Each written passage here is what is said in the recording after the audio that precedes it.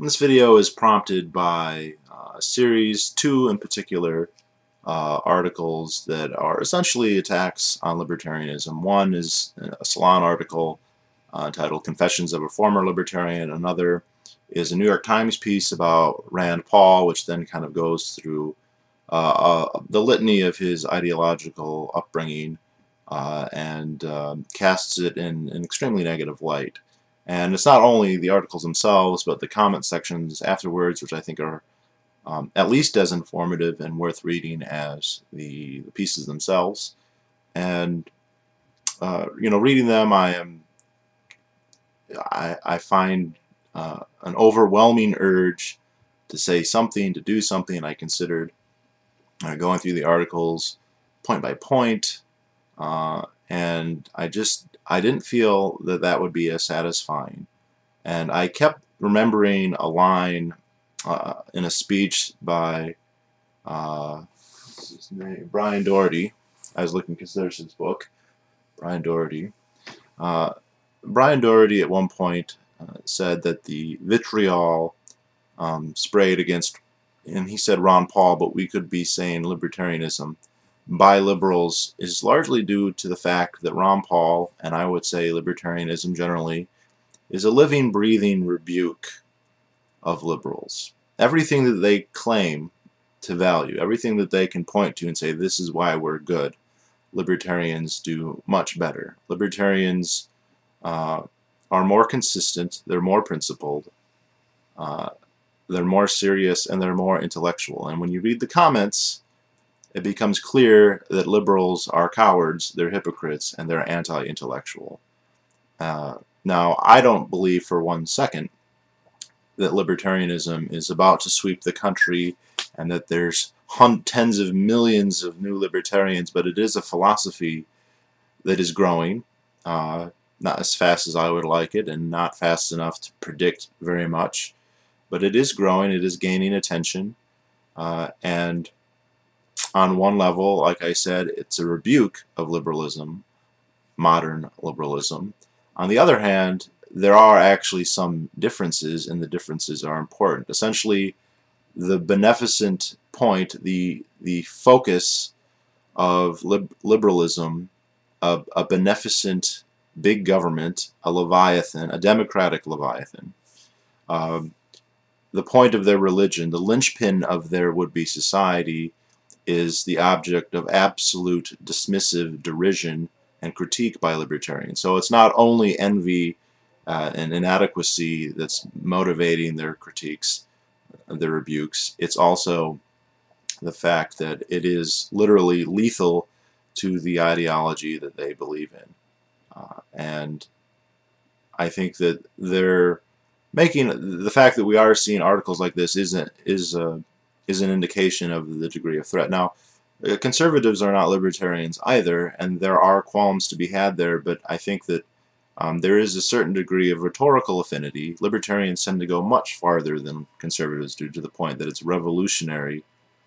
There's a revolutionary difference between the two, and there are also a number of issues, especially war, but also drugs and gay rights and several other things that are different. But too many of the ideological thinkers in the conservative movement and the libertarian movement are shared. They're libertarians, essentially, I would say. That the nature of the differences are different, and the rebuke are less common. When I do hear them, it's a politician trying to jockey for attention over Rand Paul or Rand Paul, not a serious critique of the ideology. So let's look at the liberal critique of libertarianism and what it tells us, not about libertarians, but about liberals. The thing to notice in the New York Times article is the 6 degrees of separation by which libertarianism can be slandered and belittled and dismissed because one person knows one person who knew one person who it could be considered racist. Classic. Rand Paul once gave Murray Rothbard a ride from the airport. He had other interactions with Murray Rothbard. Even though his rhetoric does not sound particularly Rothbardian, He knew the guy, and his father knew the guy, and Rothbard, at one point, expressed support for David Duke, who David Duke, at one point, although no longer at the point when Rothbard endorsed him, was a Klan member.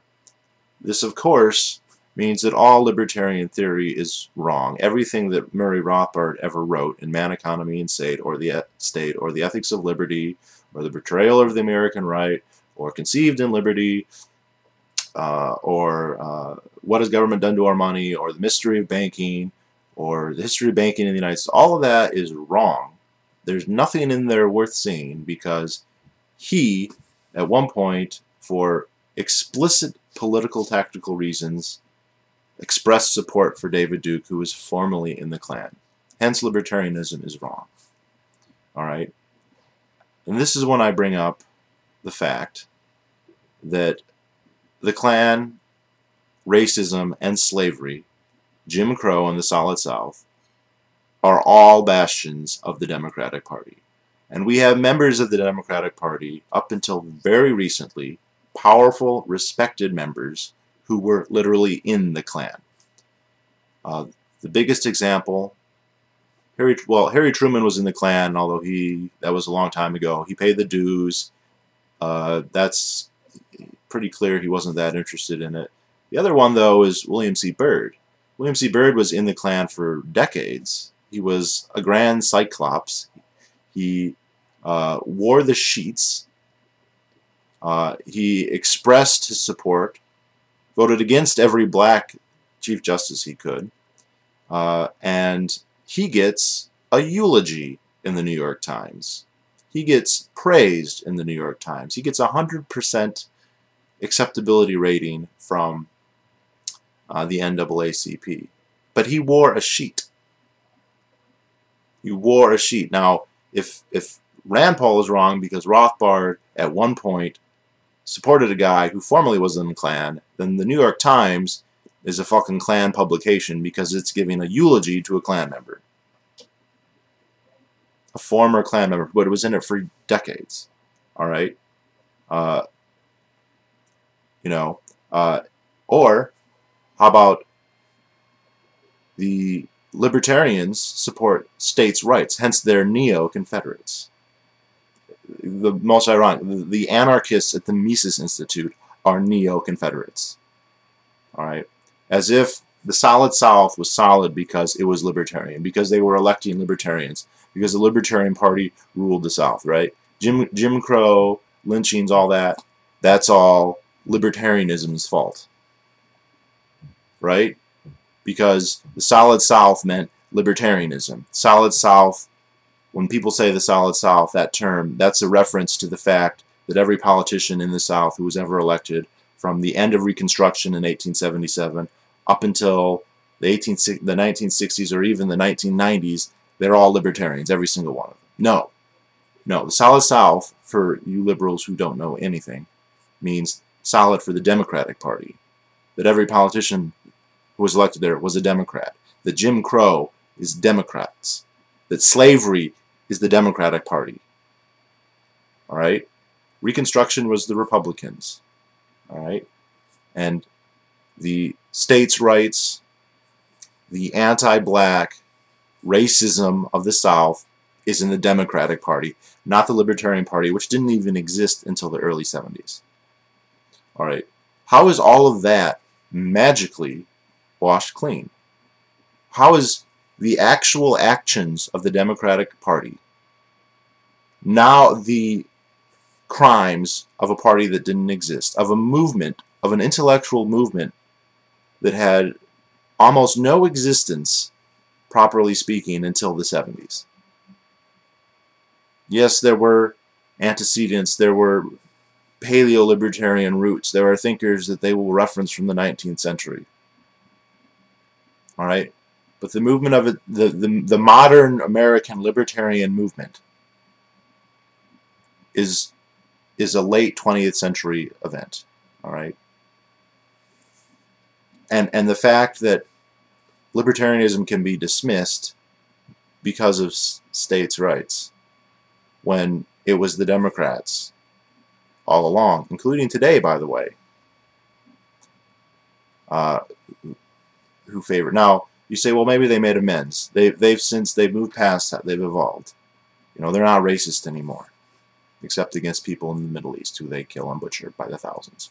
They're not racists anymore because, you know, we moved that. Because the life for black people is so much better today.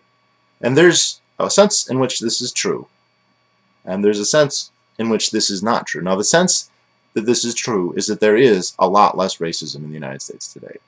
Far fewer white people, and fewer black people too, see them in collectivistic terms or antagonistic terms. There's much more acceptance. Now, the mythology here, the story, the narrative that we're going to hear is that, well, this is because of legislation like the Civil Rights Act, Brown versus Board of Education, and these government programs. Never mind the fact that the federal government was enforcing segregation before that.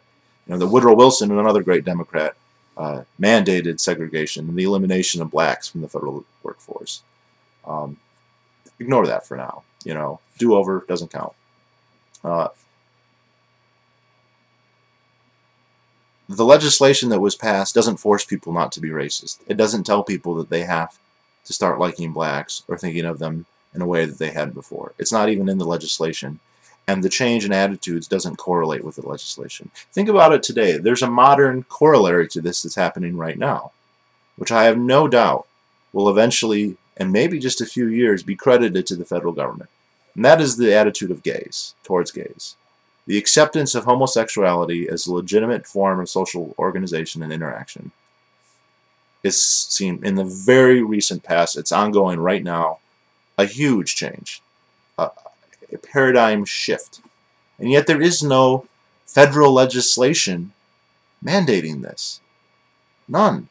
But I am positive that in a few years I'm going to hear about how Barack Obama's flip-flop, politically motivated, convenient flip-flop on DOMA, or Don't Ask, Don't Tell, is going to be the reason that this all happened, although he hasn't done those things yet.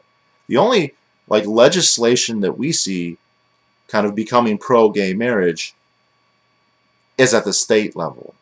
The evil states that anything that they do in contradiction to the federal government is racism and neo-Confederate and should be blamed on libertarians. It's states that are legalizing gay marriage, one by one. And it's not correlating, it's following. That's happening because the shift has already happened, because the attitude has already changed. It is a societal shift. The government is lagging behind horribly and then retroactively taking credit or being given credit by its supporters, who will credit it with anything and everything. It's the same thing that happened with blacks. All right? The attitudes towards race in this country evolved culturally, and the government was miles behind, federal and state. All right? But there's another sense in which blacks aren't better off. They're better off in the sense that, in terms of race relations, they're not better off necessarily in material well-being, in the disparity with whites. All right, because blacks primarily are urban and they're the target of government aid. All right, and the government, whether on purpose or on accident, has been no friend of the blacks. All right, we've replaced Jim Crow with Uncle Sam's plantation, with ghettos, with the housing of urban development, with shit schools who teach nothing but mandate the children be there, by jobs that are destroyed by regulatory capture, all right, that hurt the poor the most, that hurt the people with the least skills the most, with a war on drugs that targets blacks and destroys them financially, politically. We have welfare that encourages single mothers to have many bastards because they get more money. And this has destroyed the black family in a way that Jim Crow never did, and slavery not even ever did. Slavery, by the way, that the federal government enforced rigorously until the Civil War. Until well into the Civil War, actually. Different story. Other topic. Alright. Blacks are killing themselves now at a rate that would dwarf all the lynchings that ever occurred. Alright. All the Klan mobs that William C. Byrd was ever in, and all the other Democrats that we're in, they didn't kill as many blacks as now the blacks are doing to themselves, thanks to the policies the Democrats have instituted. Their welfare. They're so and you're so compassionate. And this goes to the article about the compassionate. All right. It's not compassionate if you walk by the street and you see a homeless person or a needy person or somebody who's begging and you give them $5. That's not compassion. That's absolution for yourself. That's for you to tell yourself, I'm a good person, I'm charitable. I fucking gave something that cost me, what, half an hour of your work? 1/1000th of what you, well, you know, a tiny infinitesimal fraction of what you want. Compassion is when you experience the suffering of another person. You come to understand it. You appreciate it. And then you work to end it. All right, that's what compassion means. All right, and giving them $5 most likely means that you're supporting a habit that's destroying that person. Probably drinking, maybe drugs. Maybe if you're very lucky, they'll spend it on food, and then they'll be in the exact same corner 5 minutes later. You haven't helped them at all. You have absolved yourself of any responsibility for that person. All right, but that is better than what most liberals do, because most liberals won't do that even. And I'm not advocating that people do that. It's a bad idea charity-wise to give out money on the street. But they do it even worse. They just vote for somebody who says they're going to take care of the problem. And then they pat themselves on the fucking back for being compassionate and ram it down the rest of our throats that, oh, how much they care because they voted for a Democrat. As if the policies that they enact to help the poor are irrefutably compassionate. I was just listening, ironically, and I don't do this very often, but it was MLK Day. I was listening to Scott Horton. He played a very long speech, an entire speech, not a long speech, but not just a clip, the entire speech of MLK. And at one point he said, and this could be right from a libertarian playbook, most of welfare spending goes to middle-class bureaucrats who are not poor. The billions of dollars that is taxed, that's taken from the poor, I mean, the stuff that's taken from the rich is taken from the poor because they pass on those taxes to their consumers. And it's all consumers, but the people who can pay it the least are the poor. It hurts them the most. It's taken into Washington. It's consumed in Washington. And then your welfare compassion that you feel so great about, a large percentage of it, not literally every penny, but a large percentage of it, ends up going to pensions and salaries, to upper middle class, tenured workers, people who cannot lose their jobs, who do very little actual work. And that doesn't just go to them, it goes to their buildings, to the air conditioning, to the parking lots, to the janitors who run that place. It goes to corporations that have contracts, politically connected corporations, you know, the firm that donated heavily to this or that campaign, or whose spouse is on the Senate committee, or whatever else. It goes to them to provide the amenities for these plush bureaucratic office spaces. And then what does go to the poor? It comes with strings attached, and the strings attached are things like you can't save. You can't earn money. You can't earn very much anyway. If you earn too much, you don't get the subsidy. If you're married, you don't get the subsidy. If you work too hard, if you have too much in the bank, you don't get the subsidy. All right, so your safety net that you have no idea how it works, that you've simply cast a ballot for a person with a D in front of their name and then absolved yourself of any other activity. Most of you. Literally everyone, no. No, there are people who do more than that, I know. Not most of you. You can't point to the exception and say that's a rule. All right? What you call a social safety net is a snare. It doesn't lift people out of poverty. It incentivizes poverty. It makes it a career opportunity. So perhaps the nature of Jim Crow has changed. You know, and there have been changes in society's attitude which can't be attributed to the legislation, the landmark legislation. Oh, you know, like, and as if LBJ was not a horribly racist bigot, but different story. Again, who cares? That doesn't matter. You know, if a libertarian had ever talked to somebody who had the same views of LBJ but who wasn't LBJ, we would be condemned as being racist and being inherently incorrect for that reason. Alright? But because he's LBJ, and because he's a Democrat, and because liberals worship fucking Leviathan, and anybody who gets to control Leviathan automatically gains their respect regardless of how racist or bigoted they are, then that's okay. That's no problem. Alright?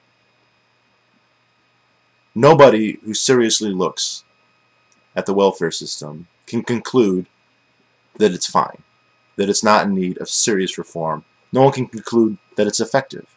Fucking government bureaucracies that have been tasked with assessing its efficacy have come to that conclusion. Alright, so don't pat yourself on the back for absolving yourself of any responsibility, which is, of course, liberals hate nothing more than responsibility. They absolutely hate it. They want to, when they're voting, when they're adoring a politician, they're adoring the transference of their responsibility to somebody else because they can't fucking bear to live in a real world where they're responsible. They can't bear it. All right, it's too much. And this is another point of their delusion, their worship for Leviathan. Now, you know, originally Leviathan was absolute monarchy. That's what Leviathan was. That's what Thomas Hobbes was advocating, an absolute monarchy. And it's meant other things through the years. But liberals, they worship Leviathan as well. Now, they don't want an absolute monarchy. They want democracy. They call democracy. And it's interesting, you know, there are different conceptions of democracy. But by and large, it's a collectivistic philosophy based on majoritarian rule. And they like to pretend that their support for democracy is because it's egalitarian. Which, of course, egalitarianism makes no sense. It's the refuge of the inferior, all right? It's the people who are too stupid, too incapable to think of themselves as an individual, that they have to aggregate themselves into some greater whole. They have to subsume their will and their identity into Leviathan. But they're delusional. Because Leviathan, a democratic Leviathan, as we have in this state, as in any democracy that has ever existed, by the way, is not an egalitarianism. It's not we all have equal say and we all have one vote, one person, blah, blah, blah, blah, blah. It's an elected oligarchy. In fact, it's mostly not elected. Most of the people in government are not elected. Just some of the politicians. And since they control the electoral process at every step, it's a sick joke. It's a naive jest to think of it as some open forum of universal acceptance and inclusion. There are power elites in Congress, in the Knesset, in Parliament, and in any other democratic assemblage that you can point out. There are power holders, and then there are gadflies who get parking rights. You know, Ron Paul and Dennis Kucinich, they can go and be in Congress. They don't have power. They're not on the major committees. They can't get legislation passed. They can vote no on legislation that's going to pass anyway, or vote yes on stuff that's sure to pass. There is an elite that controls, that has the power, that holds the reins, and they don't care what you think. The WhiteHouse.gov, oh yeah, we're going to listen to what you think. How often do they actually ever even respond to that? It's a bone, and they don't even look to see if you chew it, because they don't give a shit if you chew it or not. They don't care. They don't need. They know that they have you. And so this is a fundamental delusion of liberals, that they pretend. And look, there are some more intellectual liberals who will write articles and write books and talk and give speeches about critiques of our democratic system. Oh, it would be better if it was a direct democracy, or if we had runoff voting, or if the primaries were different, or if the blah, blah, blah, if there was an electoral college, blah, blah, blah, blah, blah, blah, blah. Never happens. None of those things, none of those reforms have any plausible way of eliminating a power elite, of eliminating an aristocracy of people who have more control and power than anybody else. All right. All the voting process does is give a different type of mandate to the rulers than, say, the divine right of kings used to give. It's a different type of mandate, but it's not a better one. It's not one that makes them more enlightened. It's just a different one. It's the politically correct one today until it changes later. And none of those reforms will ever happen. And it's again delusional to predicate your support for a system based on the erroneous assumption that reforms that you favor are going to take place. It's like, I don't support this system, but I'm going to vote for Obama and I'm going to vote for the Democrats, not because of what they actually do, but because I hope they're going to do X, Y, and Z. They'll never do fucking X, Y, and Z. They don't have to. They have your vote. That's all that matters to them. But there's a whole slew of other delusional arguments here. These are ones that the most common ones that I see, say, leveled against libertarianism. And it points to the anti-intellectualism of liberals. And here, these are the people who are like, oh, we're educated, and we're intelligent, and we're free-thinking, and blah, blah, blah. Yeah, people whose main sources of information is the passive reception of whatever MSNBC tells them, or the New York Times. And I'm not going to say that everything that comes from those outlets is wrong, or a lie, or propaganda, but it's edited. They can only stream so much, and you're just going to passively sit there and wait for the daily cost to tell you what to think. Alright, so what are some of the arguments that get leveled against libertarianism repeatedly by liberals? One is, libertarians don't understand. They just don't understand that humans are not atomistic individuals, that we're a society. Alright, that we've got to work together. Alright, well now, I don't know any libertarians who ever argue that humans are atomistic and that we should all be hermits in the forest alone who don't coordinate with other people. Libertarians believe in human rights, which, again, this is where the rebuke comes in. Liberals claim to believe in, but they never say. At least I've never heard them say, and you know, I've yet to see this cited. You know, these people are making this claim that libertarians believe this based on what? Based on what writings of libertarians? What you could say is that libertarians think that if a person were to want to become an isolated hermit, as long as he's not hurting somebody else or trespassing on somebody else's property or whatever, or reneging on a contract, say la vie, let him do it. Why not let him do it? If someone wants to go and live out, most libertarians are not going to do that. They're not going to advocate that people go do that. But if someone wants to, we'll allow it. You know, we'll allow it. You know, it's kind of like saying, I think people should be allowed to be gay, but that doesn't mean that I think everyone has to be gay. It's, you know, those are different positions. I know that they're kind of closely similar, and so it's sometimes confusing if you don't, you know, if you're not used to thinking critically. But that's the case. And what is the liberal going to do to the hermit? Is the liberal idea that, look, we're not atomistic individuals, so we shouldn't allow him to do that, or her? We should we should have the police go and round them up like a stray dog, you know, lasso them around the throat with some kind of humane taser device, and bring them into the city and force them to work, force them to get a job? Like, is that what liberals think we should do to people who actually want to be hermits? I don't think so. I hope not. And if it's not, if they think that they should be left alone, then that's the fucking libertarian position. But that's the side issue of the literal hermit, which is a red herring. The more sophisticated argument here, the more pertinent one to the broader point, is that because libertarians think that this or that form of social organization is invalid, does not follow them that they are against social organization. All right, now let's posit this. Let's say that there's a proposal for a new type of social organization. We're going to have everything be organized by temples. We're going to build big temples. All the land will be owned by the temple. The priests will get to administer all the land. All the people who live, they won't own the land. They'll have to be essentially serfs tied to the land. They'll have to work. They'll have to pay the temple in agricultural produce for the right to work on the temple's land. And the temple will decide how much they owe and if it's quality enough grain or whatever. If there's ever anything that needs to be done, say a canal or sewage or whatever else, a wall, the temple priest, he'll decide when and if that's ever needed or necessary, how much is needed.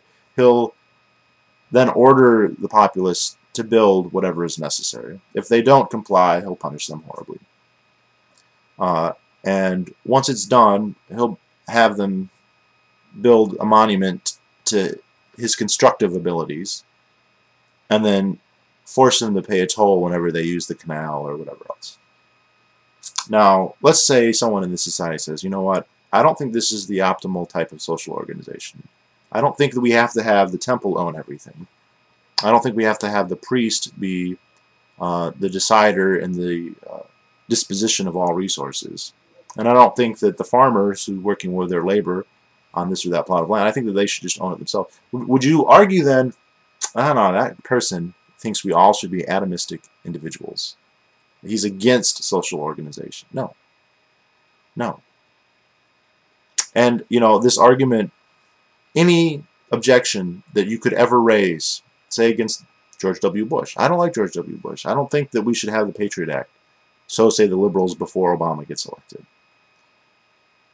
What, are you against social organization? Do you think that we should all be hermits in the forest? Don't you understand that we're a society, that we have to cooperate? Why are you so radically individualistic and antisocial? You should resoundingly accept and support whatever the government decides. Period. If you don't, you're antisocial. This argument is completely asinine. As Bastiat said, just because we say we don't want the government to own all the farms and produce all the food doesn't mean we're against bread. Just because we don't think that democratic socialism or a welfare state or big government or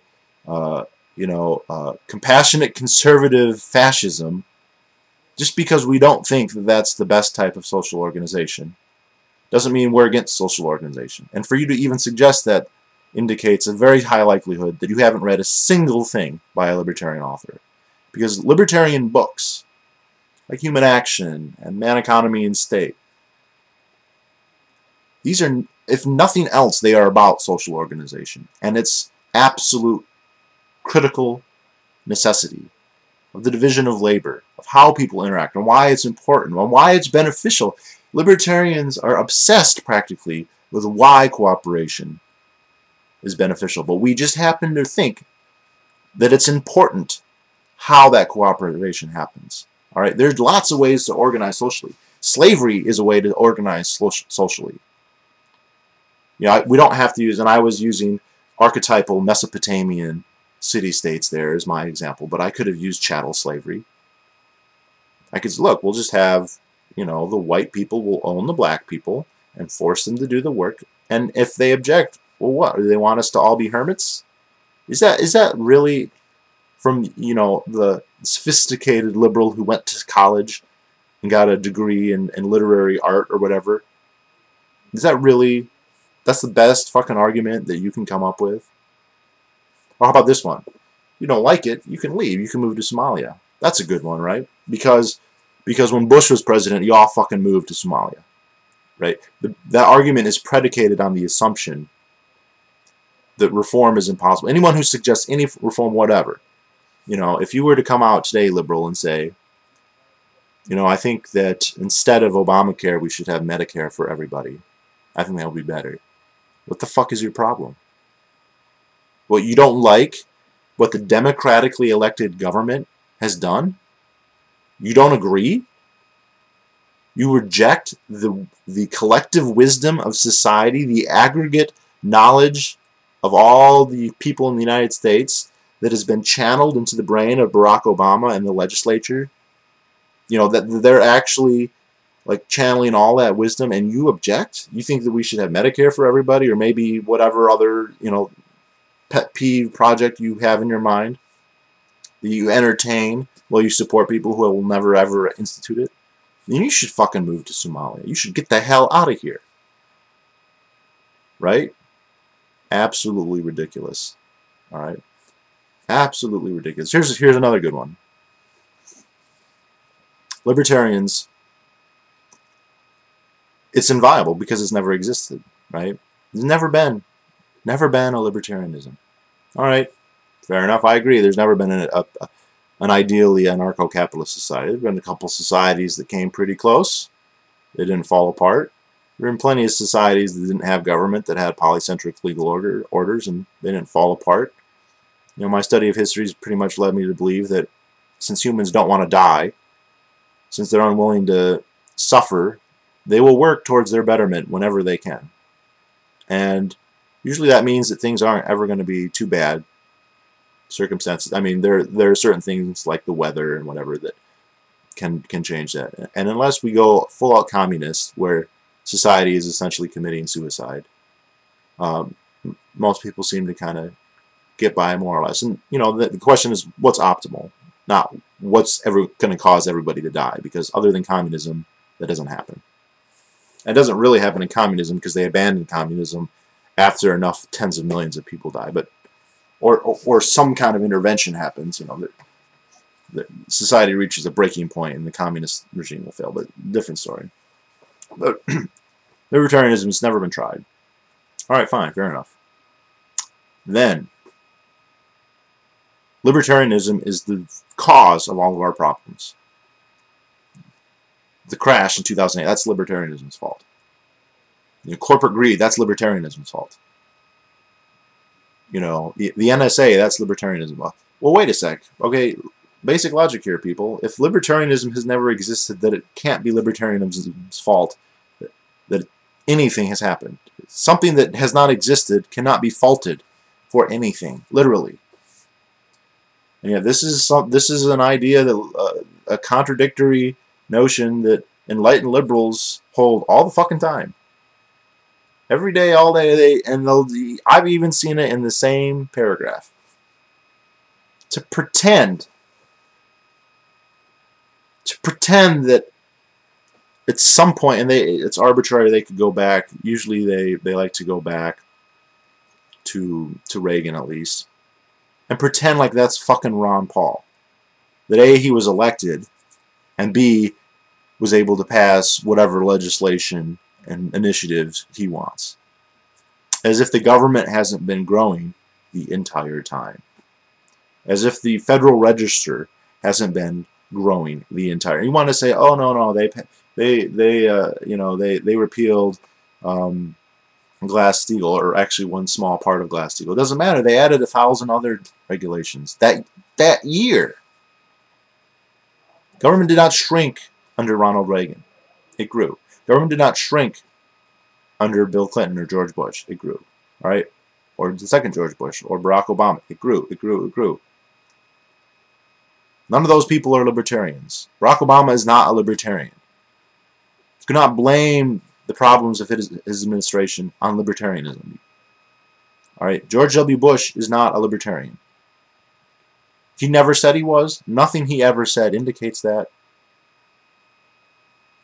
Libertarians objected to each and every policy he ever reined in, and that goes for all the presidents. As long as there's been libertarians, they've been objecting through the roof about the policies of the government. And now, despite it being an inviolable system that's never existed, it's to be blamed for every problem. Every problem is because the government doesn't have enough power, and that's the thing. Because Leviathan is what they really care about. And this is where, you know, it's not a straw man of libertarianism. There's all this flowery human rights and blah, blah, blah. And this is where the rebuke comes in, because they look and they're like, well, you know, I don't know about this NSA, but push comes to shove. they'll choose the NSA and the war and the drone strikes and the torture and Guantanamo Bay and FISA courts and warrantless wiretapping and corporatism and bailouts and subsidies to corporations like Obamacare, like the banker bailouts. They'll support that over human rights, individual rights, over restraint of power any day. Because to restrain power makes no sense when you believe that's the answer to everything. I saw this again very recently. 10th Amendment Center has come up with this idea to stop the NSA, to at least hamper it. Basically to have states and local municipalities turn off the utilities, turn off the water, turn off the electricity. Great. I fucking hate the NSA. I hate what they do. I hate what they stand for. They don't protect us. They protect the government. They work for the government. They have their own not even just the government generally, the NSA in particular. Not to mention the fact that they cost a huge amount of money. You know, how many schools for black children could we make with the NSA's budget? You know, ever ask yourself that? Liberals don't care. The idea of using the 10th Amendment, of using state autonomy to resist a fascist espionage bureaucracy, that's too far. They won't go that far. They won't rebuke Obama for the wars. How many weddings does he have to blow up with his drones? How many dictators does he have to prop up in Saudi Arabia, in Egypt until the last second, in Israel, in fucking everywhere? How many? Is there a limit? Is there a limit? Is there a line too far? Is there one too many innocent people? All this flowery, oh, I care about the little guy. You libertarians, you're horrible because in your system it's conceivable that somebody could get sick and not have insurance and they might die. Oh my God. Oh, by the way, death to the Yemenis. Death to the Omanis. Death to the people in the West Bank. And in Gaza. Oh yeah, what is that? Barack Obama doesn't kill people in Gaza. He fucking gives the Israelis the money to do it. And everybody knows it. He can kill as many brown people around the world as he wants. He can pluck them off the street and he can throw them in prison forever. I watched an interview with him. This is in his first term about Guantanamo Bay. And it was, well, are they ever going to be given trials? He goes, they can't be given trials because since they were tortured, they would have to be acquitted. And so what was his solution? That they should be acquitted? That they should be let go because they were tortured? No. That they should stay in prison forever without trial. Well, how do we know they deserve to be in prison if there hasn't been a trial? You know, if they're guilty, then there's evidence to that effect, I would assume. And if there is no evidence, how do we assert they're guilty? See, this is where the progressive liberal is going back to Magna Carta. He's King John, or worse. Worse, not or worse, is worse. And we'll make excuses for none of the liberal, and lots of them do make excuses, but most of them, when you pin them, when you're going to get an argument, they're going to say, you know what, I'm not going to defend that. I don't believe in that. I think we should get rid of the NSA, and I think, you know, there shouldn't be torture, and they should close Gitmo, and we shouldn't give subsidies to Israel, and blah blah blah. Very few of them would say that, but you know, they'll say all those things, right? And then what? They'll fucking vote for him. Or whoever replaces him, Hillary fucking Clinton, who is worse. They'll defend him. And maybe they'll have a caveat like, it's not what I would do, but I will defend it every single time. I will pick him over any alternative. I will pick him, and he's a basket of policies. We know what they are now. If it wasn't clear before, it's clear now. And it's not just anti-Obama. It's the Democratic Party. It's the big government. It's the Republican Party as well. My criticisms for that are very similar. Not addressing conservatives today, but you support it. It doesn't matter. All right? It doesn't matter if on your blog or in comments in a YouTube channel or in the comments of a New York Times article. And why are you even reading the New York Times? They fucking eulogize Klansmen, but different story. You must be racist yourself. Fuck. Hell. You're practically David Duke. Right? It doesn't matter that you have all these little caveats because you still support. You defend. You radically defend. And you tell anybody, the libertarian comes and says, you know, this is wrong. You know, they shouldn't kill people without trial. They shouldn't go to war without, at the very least, a declaration. And even then, it should be based on self-defense. It shouldn't be based on nation building. We shouldn't be cluster bombing Afghanistan for women's rights. As if that is why we were there. That's what liberals think we're there for. That's why we should stay forever, right? Oh, we were there for, I forgot. Yeah, we're gonna get there. We're gonna get Osama bin Laden. It just took 10 years and however many $1 trillion and however many tens of thousands of Afghans who probably didn't even know who Osama bin Laden was, never heard of him. Not to mention the Americans who died. I was just talking to a friend of mine. He was in Afghanistan. He got filled with shrapnel. Came home. Lovely VA. Did a great job. Gave him the wrong operation. Came this close to paralyzing him for the rest of his life. It caused him extreme agony. He couldn't walk. Couldn't get up for months. Gets a second opinion. It's the wrong operation. You're one nerve away from never walking again. Thank you, government healthcare. Good job. They sure treat their soldiers really well. The people that they owe their entire existence to, who support them, they treat them really good. But you know what? I'm sure they'll take care of everybody else even better, right? No. All that for what? Osama bin Laden? Really? What about Iraq? And what about Libya? Mali? Somalia? Uganda? Fucking African?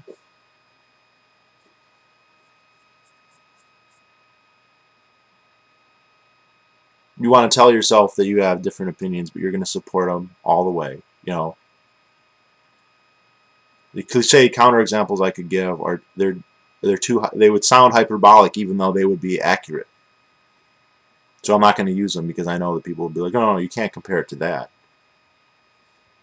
Because, you know, that's just too crazy. It's not crazy. Who cares if while you're doing this salute, you're whispering under your breath how you wish they spent more on the Autobahn? Really? Really? That absolves you? It's the whole I'm giving myself absolution bullshit. Working the trains on the way to the camps? Not my fault, man. I think that we should have more of the trains going to the Eastern Front, not to Auschwitz. So, don't blame me. Yeah, is it exactly the same? No. No. It's not exactly the same. But it's pretty similar in fucking principle. And it's delusional on your part. They don't care. They're not going to read your comments on the New York Times. And it's, oh, yeah, let's do it. You know, the public opinion to a politician is something they can ignore. And then whenever they have something that they want to institute, they can find the person who's saying what they agree with, and they can plot them out. It's usually like an 8-year-old kid or something, if it's like gun control we're talking about, and say, oh, look, I'm just fulfilling the will of the people. Even though he's ignoring the will of everybody except for this infinitesimal sliver that he vetted and selected. And I say he, but the government. No. It's absolutely ridiculous. Oh, and here's the other one. Related to the 10th Amendment. This is going to be long, I'm sorry. You super libertarians, you're complaining about these laws, but it's the democratic. They were voted on democratically. They're selected by politicians. It's the will. It's the will. It's the manifestation of the will of society. Even though only a minority of people vote, and it's unclear, when they vote, what information they're conveying to the politicians. None, essentially. Are they voting for them to do something in particular? Are they voting for them to just give them carte blanche to do whatever they want? None of this stuff can be known. It's essentially a rubber stamp for them to do whatever they want. That's in practice what it means. So they'll defend Obamacare or whatever other Social Security. So you can't criticize. That's the will of the people. Well, you know what? That veneer, that shield of legitimacy, it doesn't just cover the pet legislation that, even though you've never read and don't understand, you still support emotionally. It covers everything the government does all the time. All right, it covers the police officers who beat Casey Anthony to death. They get the same coverage there. All right, that rhetoric, that principle, it doesn't only apply to your favorite piece of liberal tripe legislation. It applies to the Patriot Act. It applies to the war in Iraq. It applies to the military giving syphilis to blacks. It applies to police officers beating up Rodney King. It applies to every piece of pork barrel corruption spending that ever existed, which is a huge portion of the budget. It applies to the VA surgeon who almost paralyzed my friend. It applies to the war in Afghanistan. It applies to every wasteful, destructive military-industrial complex project that ever existed. All of it. Everything. Every act by every government official ever is justified by that principle. Is that your position? Really? That everything anyone in the government has ever done is prima facie, a priori, without doubt, 100%, the unquestionable will of society? Or does that only apply arbitrarily and selectively? Not a rhetorical question. And so this is what I see. Liberals are pathetic, hypocritical cowards. They're not anti-war. They're not pro-peace. They're not pro-freedom. Everyone likes to take that word. It's surrendering all decision-making authority to a central institution. And you know what? If you're a fucking loser, if you can't handle like the real world, if you can't manage to have a job and a house, if you're not capable of making decisions about your health and your income and your savings, which is interesting, by the way. That's the tacit assumption. I'm too stupid to take care of myself. But you know what? I know who the ruler of the entire country should be. And that ruler, he's smart enough. He's so smart, or they're so knowledgeable that they can run everyone else's life. That makes any logical sense at all.